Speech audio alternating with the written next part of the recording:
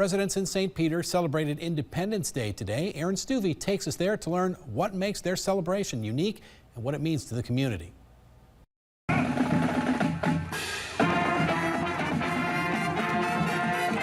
After 54 years of an annual 4th of July celebration, Independence Day has become a tradition in St. Peter. Thousands take to the streets for the morning parade, then move on to Minnesota Square Park for music and games. It's a sight that organizers say they see every year, often reuniting with the same people at the same places, a tradition that spans the entire town. I think the secret sauce is togetherness.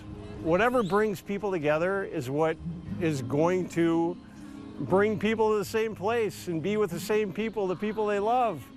And there's nothing like a 4th of July celebration. The festivities are organized by the St. Peter Chamber of Commerce and the St. Peter Ambassadors. The Ambassadors also host the annual St. Patrick's Day celebration and Blues Fest, and their job for the 4th is to cook the event's famous chicken. Lots and lots of chicken. For 38 years, the group has cooked hundreds of pounds of chicken, with some members helping with the cookout for nearly 20 years. Another tradition that only gets stronger every year. This just becomes part of our tradition too, right? So there's families, you know, our wives and family. My daughter was here earlier, so it just becomes part of our tradition. You know, we're gonna go cook chicken in the morning, and then a lot of us head out to the lakes and different neighborhood parties throughout the community. In St. Peter, Aaron Stuvey, KUYC News Now.